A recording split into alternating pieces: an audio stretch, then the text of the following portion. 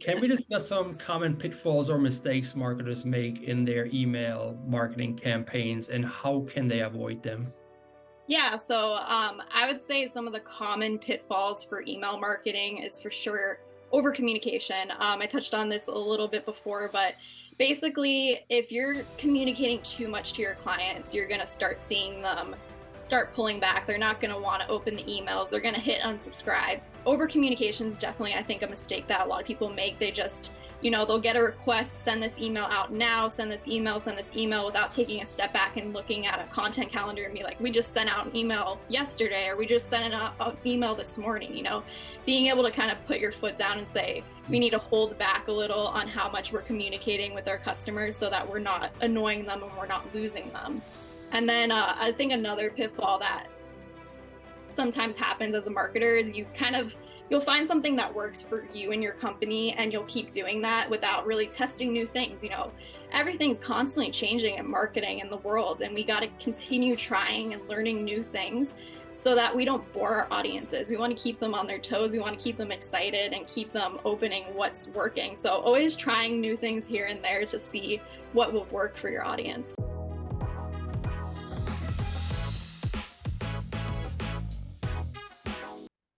Hello, everyone, and welcome back to another episode of the Marketing Tales Show with Chris Raposo. I am your host, Chris Raposo, as I just said, and I have my guest here, Jenna Salerno. Jenna, welcome to the show. Hi, thank you, Chris. So, Jenna, I did a little bit of research on you and your education, on your work experience, so I could prepare for this interview and some of the questions. So I noticed that you have a BA in English from Florida Atlantic University, and you recently worked at my alma mater, the University of Florida, online, and you are now the customer marketing manager at GPS Track It. So how did you get into marketing in the first place, and what do you love about it?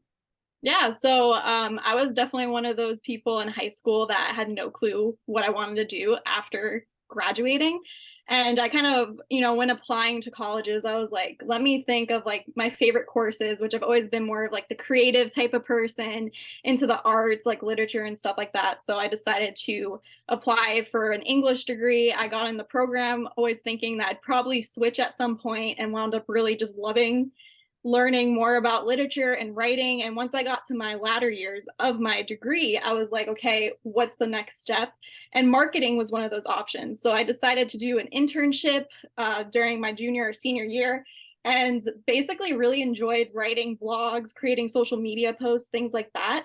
And from there, just kind of sprung into working at different marketing places, eventually working at UF Online, and now here at GPS Track It. But I would say my favorite thing about marketing is definitely the storytelling aspect, since I enjoy being a storyteller and having a background in English.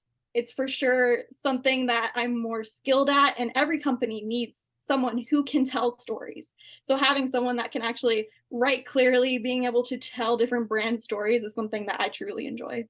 Yeah, that's awesome. I love that. And you briefly touched, and I touched on that you worked at UF Online, and this is where we initially met. You were the marketing manager there, but let's focus on GPS Track It a little bit and tell us about the company and tell us about your role there as customer marketing manager. Yeah, so GPS Track It is a telematics company. They've been in the telematics industry for over 20 years, and they really focus on fleet management solution technology.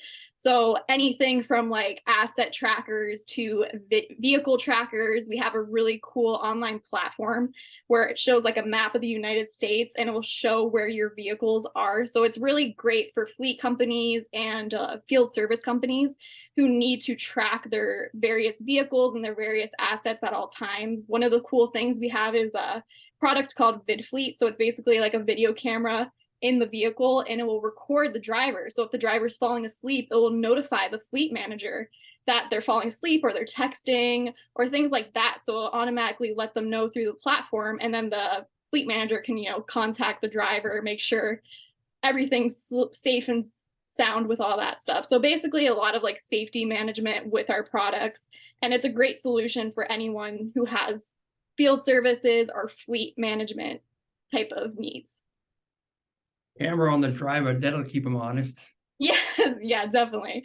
And as the customer marketing manager there, so GPS Track It has an awesome marketing team. They've done a great job handling both the perspective journey and the customer journey. But last year, GPS Track It was like, we really want to get someone on board who can mainly focus on that customer journey so that the marketing team can also focus on creating new leads and, handling sales type of things. So that's where I came in, and I've been with the company since November 2022. Really been enjoying it. I focus mainly on a lot of just the customer communications from the customer newsletter, um, also like rebranding some of the customer communications from the different departments to make sure everything is in sync and on brand, and a lot of email marketing. So that's kind of what this discussion brings us today. Yes, exactly. When we pre-planned this interview, you told me that you enjoyed email marketing. So we're going to focus on this. Let's just dive right into it. What are the key elements that make up an effective email marketing campaign? So, some of the key elements that really make up an effective email marketing campaign, of course, is an intriguing subject line. You're not going to open an email if that subject line does not catch your attention. So, you need to have like an intriguing subject line, content that's short and simple and easy to digest for the customer or the person receiving the email. No one wants to sit here and read like an 8 paragraph email. And we all know we've gotten one of those before. So it's definitely not something that people want to see when they have so many other emails coming in their inbox. And also just ensuring that you're communicating something that's relevant to the recipient. If you want them to open it, you want to make sure that it's something that isn't wasting their time, that it's relevant to them, and that they're going to be interested in it.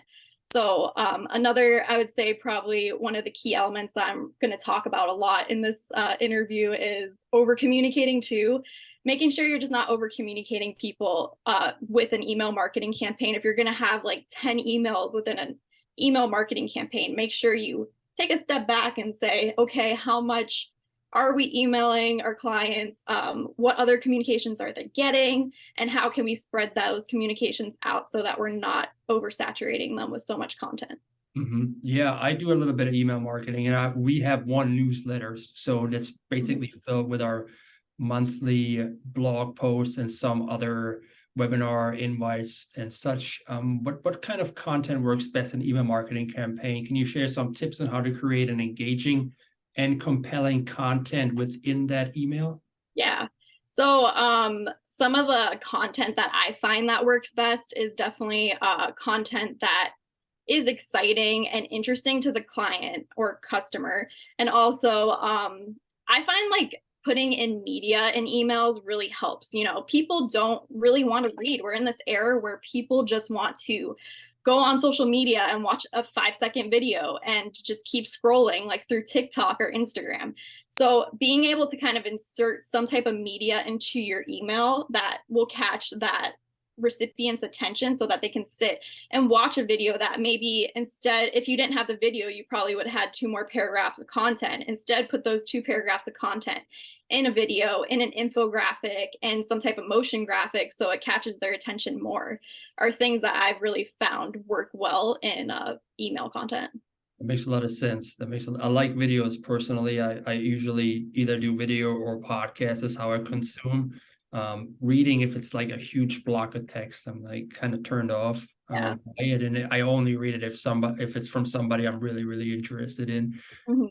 So you touched on the subject lines earlier. How do you create a high converting email subject line? And what are some of the examples of subject lines that worked well in the past for you? Yeah, so subject lines to me is something that's ever changing, constantly learning more about. It's a lot of trial and error. So we do a lot of A/B testing with our email subject lines to see what's working best, because it's hard to tell. Like I mentioned before, you're sending emails to people and they're receiving emails from so many different companies. They have subscriptions to different media platforms, to businesses, this and that. So you're competing with all that in their inbox. So you want to have something that really sticks out. And I found, a lot of people use like emojis, things like that to try to catch your attention instead of the one line sentence or something, some personalization with like having the customer's first name in it. But for me, one of the things I've been trying recently is just like having one word. So I think an example of something we did recently was for our customer newsletter. It was like promotion for the customers. If they will share their story with us, they'll get a couple of months of service free.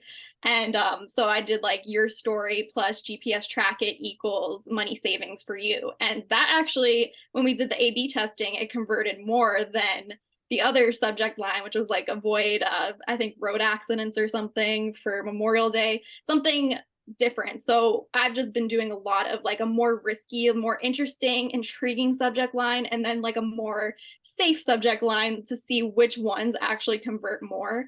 And it's been interesting to see. So just having subject lines that stand out and also that are relevant to what you're communicating, what's relevant to the customer, something that they're going to want to open up. Yeah, you just said just trying something that's more risky. That's brought me to some idea that I just had. It's like subject line, don't open this email, using reverse psychology and see how Yes. this works. I love that. I got to try that one. Yeah. Can we discuss some common pitfalls or mistakes marketers make in their email marketing campaigns, and how can they avoid them? Yeah, so I would say some of the common pitfalls for email marketing is for sure over communication. I touched on this a little bit before, but basically, if you're communicating too much to your clients, you're going to start seeing them start pulling back. They're not going to want to open the emails. They're going to hit unsubscribe. So ensuring that, if you have different departments, you might have a billing department, a customer support department, and you're also, as the marketing team, communicating these main general marketing promotions or newsletter type of content. You want to make sure that you're keeping those things in mind, that other departments are communicating with your customers. And if they're getting too much communication from that specific company, they're going to start getting annoyed and frustrated because they're getting communications from all these other companies. So over communication is definitely, I think, a mistake that a lot of people make. They just, they'll get a request, send this email out now, send this email without taking a step back and looking at a content calendar and be like, we just sent out an email yesterday, or we just sent out an email this morning. Being able to kind of put your foot down and say, we need to hold back a little on how much we're communicating with our customers so that we're not annoying them and we're not losing them. And then I think another pitfall that sometimes happens as a marketer is you'll find something that works for you and your company, and you'll keep doing that without really testing new things. Everything's constantly changing in marketing in the world, and we got to continue trying and learning new things so that we don't bore our audiences. We want to keep them on their toes. We want to keep them excited and keep them opening what's working. So always trying new things here and there to see what will work for your audience. Yeah, that makes a lot of sense. That over communicating is key. I signed up to an email newsletter from a big marketing company. And at first I was super excited about their emails, but then they kept coming in. And Yeah. even though it's such rich information, I'm almost desensitized. Now I see them, I'm like, I can't read this. So I Yeah. just, Yeah, I definitely have a few that I'm subscribed to like that too. yeah. So how should businesses manage their email lists to maximize engagement and minimize unsubscription, besides the point that you just made? Yeah, so email lists are extremely important. You want to make sure, if you don't have some type of automation in place that removes certain people from your email list automatically, like if I canceled my service with a specific company, you don't want that person on your email list and keep saturating them with a newsletter or this or that. So just making sure that you're checking, even if you have some type of automation in place, just checking to make sure that everything is up to date, because every once in a while things fall off the rails. So you want to make sure that everything's continued and connected, and also just ensuring that when you're creating email lists, that it's going to the right audiences, that you do some type of segmentation and things like that, so that you're not just sending every single communication to every audience. An example is we have like a bid fleet product where we're sending out a promotion to customers who don't have that product yet. So we don't want to send that to like all our customers, since some of our customers do have this product. So we just want to make sure that we're segmenting those customers that have it out and just sending it to those who don't have it. So things like that, that you're actually making sure that your email list are relevant to the emails you're sending, so that you don't have people clicking unsubscribe and they actually will be interested in the things you're sending. Because most of the time people hit unsubscribe because it has nothing to do with them and they don't care about it and they don't want to see it anymore. Yes, I agree. I've done that a couple of times. Sometimes I receive emails from companies that I think I didn't even sign up for the emails, and then I try to unsubscribe, or sometimes there is no unsubscribe button. So the next action is to hit that spam button. Yes. Yeah, no, it's definitely best practice. And I thought it was a law somewhere that you have to have some type of unsubscription option on your emails. I for sure like the option to have like an unsubscribe page where it shows the different types of emails that you can unsubscribe from instead of hitting unsubscribe to all. Because if you just have that button, you're going to lose people really quick. Mhm. So for sure, having some type of unsubscribe options is best for people. Yeah, and you briefly touched on segmentation. How can segmentation and personalization be utilized to improve the effectiveness of an email marketing campaign? You also touched on personalization earlier. Mhm. Yeah, so segmentation is something that I really like, but I know for a lot of marketers, you're busy, you got so many different projects. Segmentation takes time. You have to go through, you have to field out which customers of specific groups that you need to put into a list, put the list together, upload it, do all those things. It can be a lot of work, but at the end of the day, I really think there's a lot of reward in that because you're going to have less unsubscribers and you're going to be reaching the right people, so you're more likely to have some type of conversion there. So for sure, I've been doing a lot more segmentation. Like an example is we did segmentation in a customer newsletter we recently had where we mentioned a podcast that we were having. It was specific to field service industries. So we did one version that mentioned this podcast and another version that didn't mention it. And it went to all the rest of the customers. And we only sent the field services version to the field service customers. And it was interesting to see kind of how the interaction was between those two different emails where you actually had the field service customers clicking through more, checking out the podcast, things like that. And knowing that it's more relevant to them. Whereas if we send it to all our customers, there's a huge group of people there that wouldn't have cared about the podcast. Mhm. So definitely I recommend segmentation and personalization. When, like I was mentioning before, we're competing with all these different emails. So we want to make sure that people feel like, you're being reached out to. You don't want to feel like a robot just sending you spam emails all day. So having some type of personalization, whether it's dynamic content, like pulling in sales reps information, since each person has their own sales rep or whatever the case is, having their first name in the email, things like that, just to make it feel a little more personalized, like more effort went into it than just a kind of generic computerized email that doesn't really feel at all related or friendly from the company. Yeah, that makes a lot of sense. Sometimes I get these fake personalized emails where the personalized script is bolded within the email, so I know it came from a template. So I already feel turned off from that one. Um, you talked about the click-throughs. How does one measure the success of an email marketing campaign? What are some of the metrics marketers should focus on? Yeah. So for me, when I look at metrics, I feel like a lot of people, they expect to have very high rates and high metrics, starting off. But, coming into any company that's either been doing a lot of email marketing or maybe hasn't, you have to look at the metrics that they've gotten in the past and kind of work from there. You can't expect to jump, 50% overnight. It's going to take some work and just trial and error. So for sure, for me working with metrics, I look at, what we've had in the past and each month kind of track that of like open rates, click to open ratio, opt out rates, and click through rates to see those. To me, those metrics are really what stands out. Also, unsubscription rates, you want to make sure those aren't too high. Those metrics really, to me, are kind of the tellers of if we're doing good and if we're not doing good. Maybe if it went down a little one month, we need to refigure out, like, was it the timing when we sent it during the month? Was it the time of day? Things like that. Our customer range is all over the country. So also keeping in mind that people are in different time zones and you need to maybe segment your audiences that you send, West Coast at a separate time and East Coast at a separate time. So things like that are metrics that I always keep in mind when I'm reviewing those. Yeah, that's a good point. I never even thought about that. We have customers all across the United States and Canada, and I never thought about segmenting them by the states if they're on the West Coast or East Coast. Mhm. Oh, well, that should be probably something if I could find the time to do it as a solo marketer. Yeah, it's definitely a lot to go through and see where everyone's located and then split them into list. Yeah. Have you worked with several email marketing platforms in this? Is there one that's particularly useful to you that you prefer and think works best?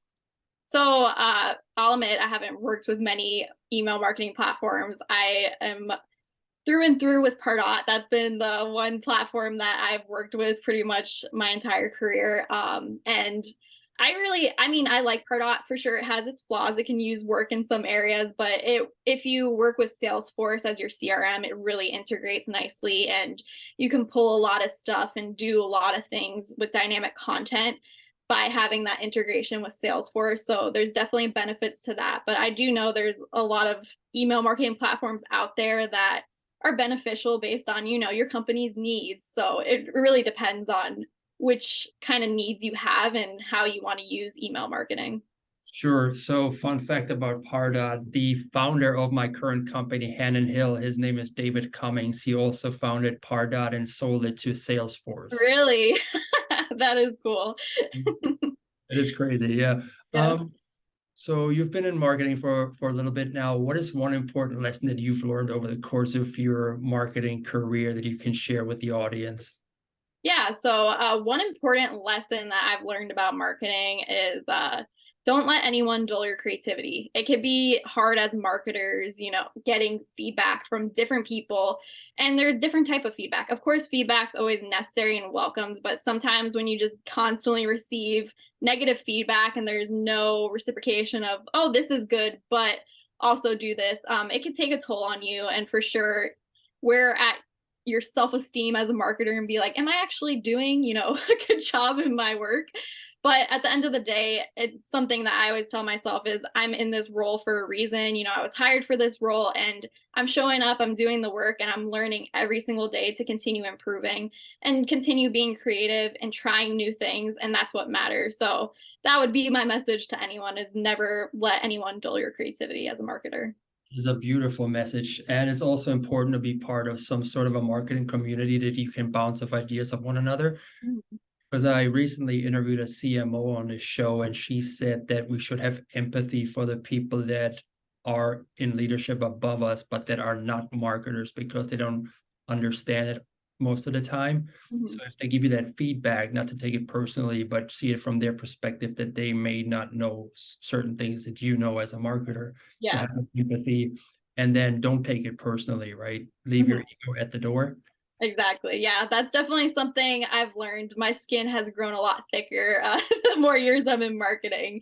And that's a really good point. A lot of the time, the people giving you feedback aren't marketers.